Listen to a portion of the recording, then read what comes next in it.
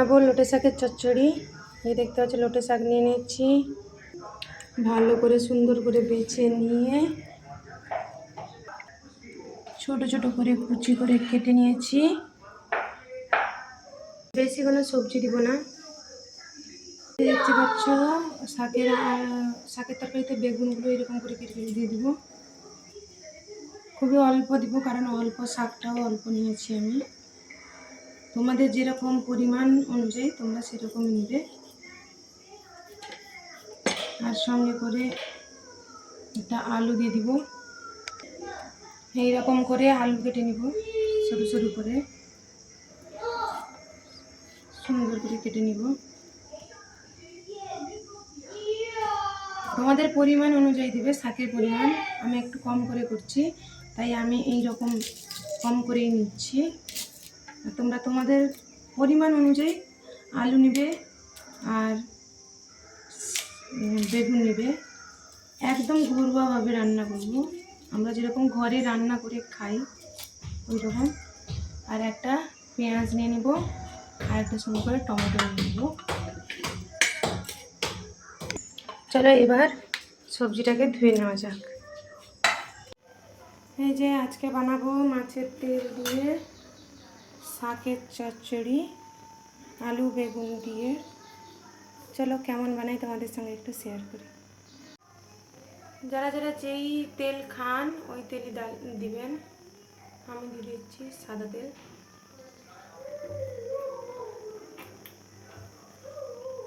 তেলটা গরম হয়ে এলেই দিয়ে দিব একটা শুকনো লঙ্কা, দিয়ে দিব সামান্য একটু পাঁচফোড়ন,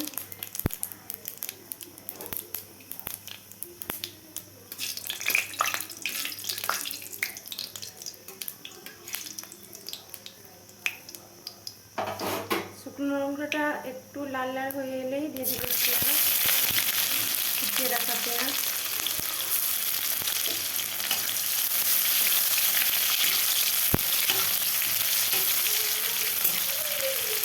পেঁয়াজটা একটু ভাজা হতে থাক। দেখতেই পাচ্ছ পেঁয়াজটা একটু লাল লাল করে ভাজা হয়ে গেছে। এই টাইমে দিয়ে দিব মাছের তেল, হলুদ মাছে রেখেছিলাম।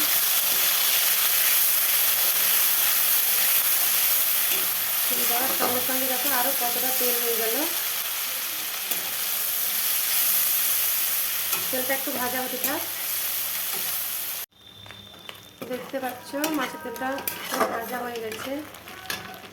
এবার দিয়ে দিব কেটে ধুয়ে রাখা লোটের শাক আর আলু বেগুন একসঙ্গে দিয়ে দিব। দিয়ে আগে প্রথম নেড়ে দিব, কারণ নিচে বসে যেতে পারে।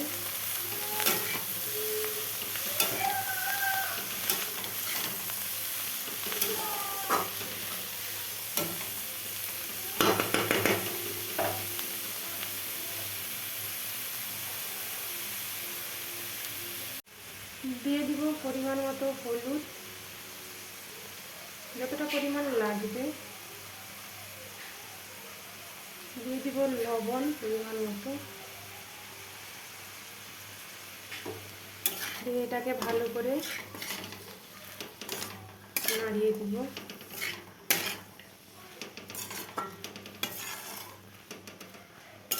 ভালো করে নাড়িয়ে এটাকে ঢাকনা দিয়ে এখন হালকা আঁচে রেখে দিব 5 মিনিট মতো। 5 মিনিট পরে আবার ফিরে আসছি। ঢাকনাটা 5 মিনিট পরে ঢাকনাটা খুলছি। দেখো কেমন শাকগুলো পুরো ইয়ে হয়ে গেছে। এর সঙ্গে দিয়ে দিব একটু লঙ্কা বাটা, শুকনো লঙ্কা বাটা।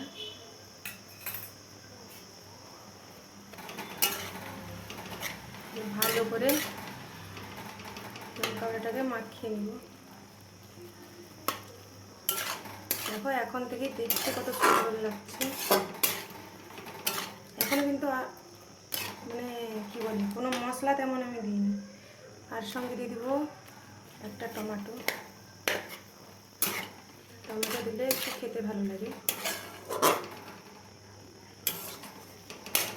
এটাকে আবার ঢেকে রেখে দিব 5 মিনিট। 5 মিনিট পরে আবার করলাম। দেখো শাকের কিন্তু এখনো পর্যন্ত 1 ফোঁটাও জল দিইনি, ওই শাকের জলেই হচ্ছে এখনো তরকারিটা। দেখো কত সুন্দর দেখতে হয়েছে। এবার একটু দিয়ে দিব সর্ষে বাটা, ভেজে রাখা সর্ষে ওটাকে ছেঁকে নিয়েছিলাম।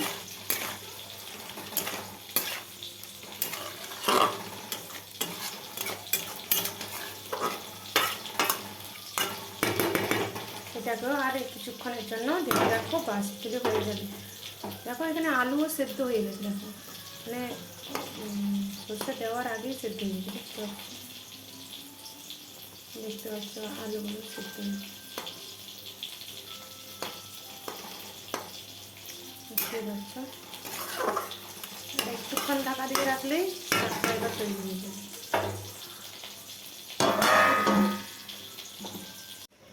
চলো এবার দেখি শাকটা কি হলো। দেখতে পাচ্ছ হয়ে গেছে, পুরো হয়ে গেছে একদম।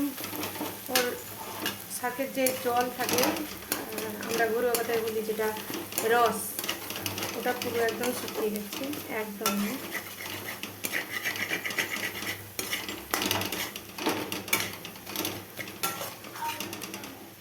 দেখতেই পাচ্ছ।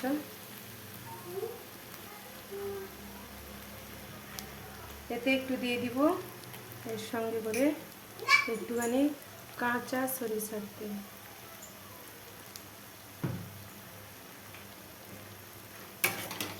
আর শাকের তরকারিতে একটু তেল বেশি হলে খেতে ভালো লাগে। পুরো একদম হয়ে গেছে।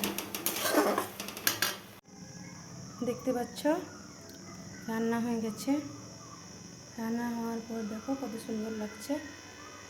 যেমন দেখতে হয়েছে তেমনও খেতে হয়েছে। তোমরা একবার হলেও রান্না করে খেও, দেখো খুব সুন্দর হবে, খেতে খুব সুন্দর হয়েছে।